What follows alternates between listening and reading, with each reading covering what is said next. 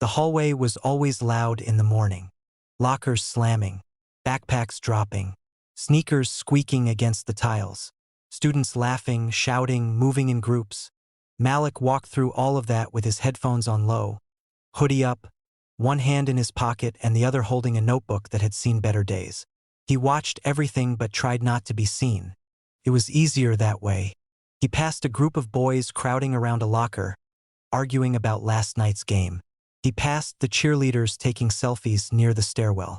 He passed a teacher who barely glanced at him. He was used to being invisible. At least, he preferred that to the kind of attention he usually got. He checked his phone again. A message from his mom still sat at the top of the screen. "Good morning, baby. Do your best today. I am proud of you." He smiled a little, locked his phone, and tucked it away. The bell rang. He turned down the hallway that led to room 214. English class. He took a slow breath before he grabbed the door handle. This was the one period he wished he could skip every day. Not because he did not like reading or writing. He actually liked it. He liked stories. He liked words. He just did not like the person who controlled them in that room. He stepped inside. The classroom was already half full. Posters of classic novels covered the walls. There was a quote written on the whiteboard in neat handwriting. "Character is who you are when no one is watching." Malik stared at the quote for a second, almost laughed, then walked to his usual desk in the third row, near the window. She saw him before he even sat down. Her eyes flicked up from the attendance sheet. "Of course," she muttered, just loud enough for him to hear. Late again. He had been in the room for 5 seconds. The bell had just stopped ringing. "I'm on time," he said quietly. Her lips tightened. Students around them went silent for a moment, ears automatically tuned to conflict. Her name was written on the board too, under the quote. Mrs. Parker. To everyone else, she was strict, demanding, and old school. To Malik, she was something else entirely. She stepped away from her desk, her heels clicking against the tile. "On time?" she repeated, her voice raised. "You stroll in after the bell and want to argue with me on what on time means?" A few students glanced from her to him. He felt his chest tighten. "It just rang," he said. "I was right outside the door." Someone in the back muttered. "He was right there, though." Mrs. Parker turned her head just enough for her hair to move, but not enough to show her full face to the class. "Did I ask you?" she said sharply, and the room went quiet again. Her attention snapped back to him. She always focused on him like that, like a spotlight that burned instead of warmed. "Sit down," she said, "before you lose your chance to stay in this class." He swallowed the words he wanted to say, pulled out his chair, and sat. His fingers gripped his pen a little too tight. The moment passed. Students went back to their chatter. She returned to her desk. But the tension stayed. It had been building for months. Small comments, long stares, extra reminders about rules that only seemed to apply to him. He had tried to ignore it. He had told himself she was strict with everyone. But she was not. He had watched other students come in late and get a soft warning or a little joke. With him, it always felt like a trial. The second bell rang, and the door closed. Class began. "Today," she said, "we are working on your persuasive speeches, the ones you will present next week." She looked around the room, clipboards in her hands, that tight, controlled smile on her face. "I hope you all chose topics that actually matter." Malik looked down at his notes. His topic was written in bold letters at the top of the page. Racial bias in school discipline. He had thought about changing it. He had thought about doing something safe, like screen time or junk food or uniforms. But then he had looked at his own record. The detentions, the office referrals, the way a raised voice from him became aggressive. But the same tone from other students was passionate. So he had kept it. Now the words on the page felt heavier. "Take out your outlines," she said. "I want to check your progress one by one. No outline, no speech." Students rustled papers, pulled out notebooks, opened laptops. She started moving down the rows, scanning pages, dropping comments. "Good start. Too broad. Narrow this down. She reached the row in front of Malik, leaned over a girl's desk. School lunches, she read. Fine. You can work with that. Then she turned, and her eyes landed on the title at the top of Malik's page. Her smile disappeared. She took the paper without asking, held it up so she could read it properly. The room felt quieter. Racial bias in school discipline, she read slowly. A few students shifted in their seats. She looked at him, not the paper. You chose this? She asked. Yes, Malik said. Her eyes swept across his face as if she was trying to decide whether to laugh or scold.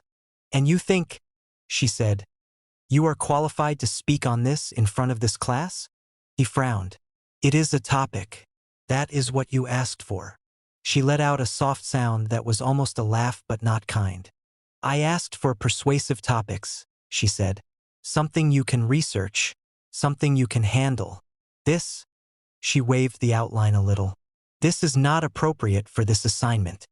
Why? The word slipped out before he could stop it. He could feel the attention around him sharp as glass. A few students held their breath. You are questioning me? She asked, her voice rising. I am asking why, he replied, his jaw tight. We have to persuade. This is something real. I have articles, statistics. I can back it up. Her eyes flashed. Do not use that tone with me, she said. And do not pretend you are some expert on education just because you watched a few videos. It is my experience, he said quietly. You said we could pick something we care about. And I am saying, she snapped, cutting him off. You are not doing this topic in my class. The words hit harder than he expected. He felt heat crawl up his neck. A student behind him whispered, that is messed up. Another one, Lily, a girl who sat diagonal from him, watched with her lips pressed together. He tried to keep his voice level. That is not fair, he said. You let him talk about gun laws. He nodded slightly towards a boy in the back. You let her talk about dress codes. He tilted his head towards another student. Why can they talk about stuff that affects people, but I cannot talk about what affects me? She stepped closer, towering over his desk. Enough, she said. You are making a scene. I am just talking, Malik said. Everyone else talks. You are being disruptive? She shot back, her tone sharp enough to cut. I am not debating this with you in front of the class. He felt his heart pounding in his ears. So I cannot talk about racism in school, he said. But you can talk to me like this. The room froze. He had not raised his voice. He had not stood up. Yet somehow it felt like he had set fire to the floor. Her face hardened. That is it, she said. Get your things and leave. He blinked. For what? He asked. For your attitude. For your disrespect. For arguing with me when I gave you a direct instruction. Take your bag and go to the office. Silence stretched. His hands shook as he gathered his notebook, his pen, his phone. He could feel 20 pairs of eyes on him. He stood slowly. He could have walked out without another word. He could have swallowed everything like he always did. Instead, something in him refused. He looked at her, looked at the board behind her, the quote about character written in blue marker. Character is who you are when no one is watching. Except everyone was watching. This is not about my attitude, he said quietly. This is about my topic. Her voice snapped like a whip. Leave. Now. He stepped into the aisle, his backpack slung over one shoulder. As he reached the door, she added one more sentence. Her voice was lower, but still loud enough to hear. This is what happens when you people do not learn to follow simple rules. The words slid through the room like a cold wind. His feet stopped. His head turned slowly. Some students looked confused. Some looked shocked. Some looked away. His stomach twisted. He opened the door and walked out without another word. The hallway felt different this time. Empty. Humming with anger.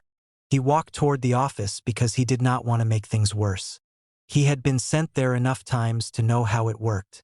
Detention. A lecture. Maybe a note home about behavior. But he also knew something else. That last sentence she said. Those words. He was tired of pretending they did not matter. When he reached the office, the secretary looked up from her computer. "You again?" she sighed, then caught herself. "What happened this time?" "English teacher sent me," he said. "She said I was being disruptive." The secretary handed him a form without asking more questions. "Fill this out," she said. "The principal will see you when he is free." He sat on the hard plastic chair, pen hovering over the paper. The form asked for his name, the class, and a short description of what happened. He stared at the empty lines. If he wrote the truth, would anyone believe him? He took a breath, then started writing. Argued about speech topic. Tried to explain. Was told to leave. Teacher said, "You people." His handwriting slowed at the end. He stared at the words. His phone buzzed in his pocket. A notification from the class group chat.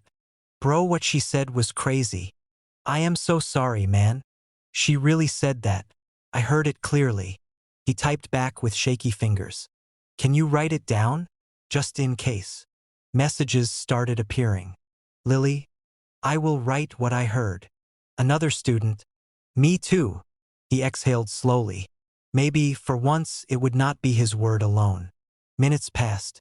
The door to the principal's office opened. Principal Harris, a tall man with tired eyes, stepped out. He looked at the secretary, then at Malik. "Come in," he said. Malik followed him inside. The office smelled like coffee and paper. Diplomas hung on the wall. There was a photo of the principal shaking hands with a mayor at some event. "Sit down," the principal said. Malik sat. The principal read the form in front of him, his brow furrowing slightly. "You were sent out of English class," he said slowly, "for being disruptive." He looked up. "Tell me what happened." Malik swallowed. "It started with my speech topic," he said. "She asked us to pick something persuasive. I picked racial bias in school discipline. She said it's not appropriate. I asked why. She said I am being disrespectful. She told me to leave." The principal leaned back in his chair. "So you argued," he said. "I answered her," Malik replied. "I never cursed. I did not shout. I just asked why my topic is a problem when other people can talk about serious stuff." The principal tapped the pen against the desk. "And this part," he said, pointing to the last line on the form. "You wrote that she said, 'You people.' Are you sure you want to include that?" Malik's throat tightened. "I did not put it there for decoration," he said. "She said, 'This is what happens when you people do not learn to follow simple rules.'" Silence stretched between them. The principal's jaw worked. "That is a very serious accusation," he said. "I know," Malik replied. "Do you have anyone who can confirm this?" the principal asked. He thought of the messages on his phone. "Yes," Malik said. "Students already texted me that they heard it. I can ask them to write it down. They saw what happened too." The principal rubbed his forehead. "You understand that if we move forward with this, it will not be simple," he said. "Teachers' reputations are involved. Your record is involved. People will want to know exactly what was said." Malik held his gaze. "For once," he said softly, "that is exactly what I want." The principal studied his face. There was a knock at the door. The secretary stepped in. "Sorry to interrupt," she said. "The superintendent's office just called. The mayor is on his way for the school safety meeting. He is asking if you are ready." The principal blinked, checked the clock on the wall. "I almost forgot that was today," he said under his breath, then looked at Malik. "We are not done here," he said. "Stay available. Go to the counselor's office for now. I will call you back." Malik stood slowly. As he left the office, the weight in his chest stayed, but there was something else under it now. A small, stubborn flame. In the counselor's office, he met Mr. Diaz, who listened in quiet shock as Malik repeated what happened. "I believe you," the counselor said finally. "I have heard students complain about her before. Never with this level of detail, though." "Nothing ever happens," Malik said bleakly. "We complain. They say we are making excuses. This time might be different," Mr. Diaz replied. especially if other students come forward. Write everything down, every word. Do not leave anything out. Malik wrote until his fingers hurt. By lunchtime, whispers had spread. What she said to him was crazy. I was right there. She actually said, "You people." She has a history. My cousin had her last year. Groups talked in corners in the cafeteria by the vending machines. Some students were scared. Others were angry. In room 214, English class continued as if nothing had happened. She taught her lesson. She reviewed grammar. She pretended the empty seat in the third row did not exist. But her hands shook slightly when she wrote on the board. That afternoon, a meeting was supposed to happen in the library conference room. The mayor, school district leaders, and Principal Harris were scheduled to talk about safety, student behavior, and community trust. The room was set up with a long table, bottled water, and printed agendas. When the mayor arrived, camera lights from local press flickered for a moment in the hallway, then disappeared as the meeting became closed door. The mayor shook hands with the principal. "Thank you for having me," he said. "Thank you for coming," the principal replied. "We know you care about the students in this district." They sat. They opened folders. They began with polite introductions. Then the mayor asked a simple question. "How are your students feeling in this building?" he asked. "Do they feel safe? Do they feel respected?" The principal hesitated. "What brings that question up?" he asked. The mayor leaned forward. "My office has been getting calls," he said. "Parents, advocacy groups. They say students have complained about certain teachers targeting them. They say nothing changes. I want to know what is happening on the ground." The principal's eyes flicked to the folder on his own desk. Inside it, the form from Malik's complaint lay on top of several printed emails that had arrived just in the last 2 hours. Emails from students, from parents, from former students who heard what happened and decided this was their moment too. The story had moved faster than he expected. "I was about to investigate a new report," he admitted. "It came in this morning." "What kind of report?" the mayor asked. The principal exhaled. "A student says a teacher sent him out of class for choosing a speech topic about racial bias," he said carefully. "He also says she used the phrase 'you people' while disciplining him." The room went still. The superintendent shifted in his chair. "That phrase can be loaded," he said quietly. "In this context," the principal said, "yes, and several students have already volunteered written statements saying they heard it too." The mayor's jaw tightened. "Where is the student now?" he asked. "In the counselor's office," the principal said. "I asked him to stay available." The mayor sat back. "What is the teacher's name?" he asked. The principal hesitated again. "Mrs. Parker," he said finally. A silence settled over the table. The superintendent looked uncomfortable. "She has been in this district for years," he said. "She has powerful friends in the teachers' union. She is known as a tough instructor." "Tough?" the mayor repeated, his voice dry. "Or something else?" No one answered. The mayor looked at the clock on the wall. "Our agenda today was school safety," he said. "We plan to talk about cameras, doors, drills. But I think we are looking at another kind of safety issue." He turned back to the principal. "I would like to speak to the student," he said. "Today. With you present." The principal swallowed. "Of course," he said. Minutes later, Malik sat in a chair at the end of the conference table, hands clasped tightly, surrounded by adults. He had not expected this. He had walked in and seen the mayor, the superintendent, district leaders. His heart had almost stopped. But now that he was here, something inside him refused to shrink. The mayor offered a small, kind smile. "Thank you for coming," he said. "I heard you had a rough morning." Malik nodded, not trusting his voice yet. "I want you to tell us what happened," the mayor continued. "In your own words. No pressure, no rush, just the truth." Malik took a slow breath. He started from the beginning. The topic, the argument, the way she dismissed his experience, the raised voice, the order to leave. Then he repeated the sentence that burned the most. This is what happens when you people do not learn to follow simple rules. The words dropped into the quiet room like stones. The superintendent frowned. One of the board members shifted uncomfortably. The principal stared at the table. The mayor did not look away. Has anything like this happened before with her? He asked gently. Yes, Malik said. Not those exact words, but the way she looks at me, the way she talks to me when I am 1 minute late, the way she ignores my hand when I have something to say. She calls on everyone else. She has made jokes about my hair. Little things, but it adds up. He paused. And I am not the only one, he added. Other students told me they felt the same. They told me to drop it because nothing would change. They said it will only make my record worse. The mayor nodded slowly. Do you have any proof besides your word? He asked. Messages. Witnesses. Yes, Malik said. Students texted me what they heard. Some of them already wrote statements for the counselor. He has them. Mr. Diaz, seated near the back of the room, lifted a folder slightly.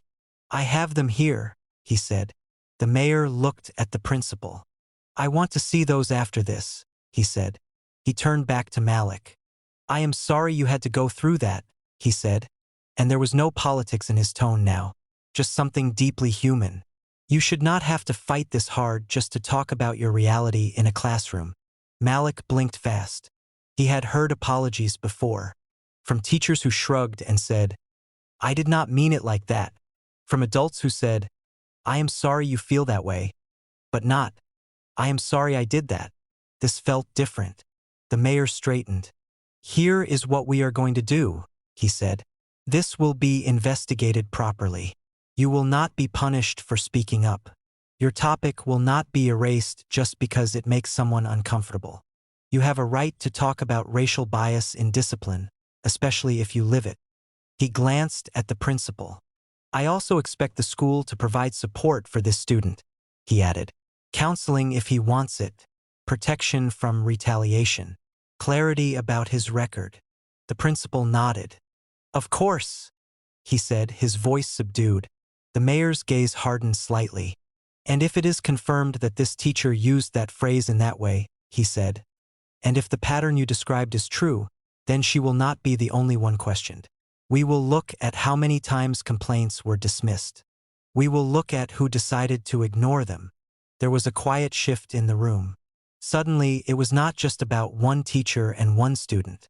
It was about a whole system that had learned how to look away. The meeting paused. The mayor stood.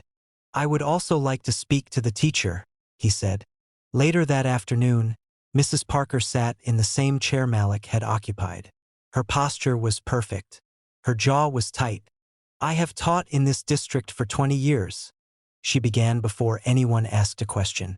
I care about standards. I care about discipline. I treat all my students the same. The mayor watched her carefully. Did you tell a student today, this is what happens when you people do not learn to follow simple rules? He asked, his voice even. She stiffened. I do not recall the exact wording, she said. I might have said something about students needing to follow rules. The class was noisy. Things can be misheard. Several students, the mayor said, wrote the same sentence, word for word. Teenagers like to exaggerate, she replied, especially when they think they can get a teacher in trouble. This student has a history of challenging authority. He disrupted my lesson. I asked him to leave. Now suddenly I am being accused of racism. No one spoke. The mayor did not look away. Why did you reject his speech topic? He asked. You allowed other controversial topics. I did not think he was capable of handling it in an academic way, she said. He is already sensitive about discipline. It would have caused more disruptions. I was trying to avoid drama. The irony hung in the air. The superintendent cleared his throat. We need to follow protocol, he said carefully. There will be a formal investigation, interviews, review of his record and her record. That is fair, the mayor said. As long as protocol does not become another word for keep quiet and hope it goes away. The meeting ended with stiff handshakes and heavy promises. But the story did not end there. In the days that followed, the school changed in ways that were small but powerful. Students began to come forward with their own stories, some about this teacher, some about others. Times they were sent out for tone when they were only asking questions. Times their hair, their clothes, their bodies became the target of jokes. Times they had been told to calm down when they were already quiet. The district opened an investigation team that actually listened. Malik was asked to meet with them again and again. Each time he told the truth. He did not decorate it. He did not soften it. He brought printed copies of his outline, his articles, his notes. He showed them the work he had already done on his speech before it was shut down. He watched adults read his words and shift uncomfortably. One afternoon, as he walked through the hallway, he noticed something. The quote on the English classroom door had been changed. The old one about character was gone. Now it read, "Justice starts when someone refuses to stay silent." He stopped and stared at it. The door was closed. The room inside was empty. Mrs. Parker was not there. Rumors had already spread. Some said she was on leave. Others said she was reassigned. The official emails used careful words. Pending investigation. Temporary separation. Commitment to equity. Students used different words. About time. The end of the year came. One day, Malik was called to the auditorium for an assembly. He sat with his class, not expecting much. Maybe an award for grades. Maybe some presentation about safety again. The principal took the stage, microphone in hand. "As many of you know," he said, "this year we had hard conversations about how students are treated in this building. Some of those conversations started because a student refused to accept unfair treatment." Murmurs moved through the crowd. "Today," the principal continued, "our mayor offered to recognize that courage." The mayor stepped onto the stage. He held a framed certificate in one hand, but that was not what mattered. What mattered was that he looked out at the students and actually saw them. He spoke for a few minutes about respect, about listening, about how schools should feel like places where every student, no matter their race, can walk in without bracing for attack. Then he said a name. Malik froze. His classmates nudged him. "Go," someone whispered. "That is you." He walked to the front slowly, his heart pounding. Cameras flashed. Not media cameras this time, just classmates with phones. The mayor smiled. "You spoke up when it would have been easier to stay quiet," he said. "You told the truth in a place where the truth was uncomfortable. Because of that, this school will not be able to ignore this issue again." He handed him the certificate. It did not erase the months of being targeted. It did not erase every unfair referral or comment, but it was a sign that something had shifted. A small, quiet power had moved. The crowd applauded. Some students stood. Others just watched with complicated expressions, thinking of their own experiences. Later, as the auditorium emptied, Malik stepped outside into the sunlight. He checked his phone. His mom had texted him. "I heard." The message read, "They just showed your picture on the school website. I am crying. I am proud of you." He smiled. For the first time in a long time, the hallway did not feel like a place he had to survive. It felt like a place he had changed. That afternoon, he sat at his kitchen table with his laptop open. He opened a new document. At the top, he wrote, "Racial bias in school discipline." A speech by someone who lived it. He did not need a teacher's approval to tell this story anymore. He could put it in a video. He could share it with people far beyond one classroom. He could turn his pain into something that might protect someone else. He started typing. He wrote about rules that bend for some and break others. He wrote about phrases like "you people" that cut deeper than detention slips. He wrote about how it feels when your voice is treated as a problem instead of a contribution. He wrote about a day when a teacher tried to silence him and ended up exposing herself instead. And somewhere in another office, a file with his name in it was being edited. Old referrals were being reviewed. Comments about attitude were being questioned. patterns were being exposed. Adults who once saw him only as a behavior problem now had to see him as something else. As a witness, as a voice, as a mirror. In the end, the story was not just about a racist teacher who humiliated a black student. It was about what happened when that student refused to carry the shame that did not belong to him. It was about how a quiet voice, once ignored, became the spark that forced an entire system to look at itself. And it was about a simple sentence spoken by the wrong person in the wrong way that revealed the truth of who really needed to learn the rules. Not the student, the adults who forgot who the school was supposed to be for. If you believe in justice and respect for everyone, hit that subscribe button and join the Twisted Crime TV family.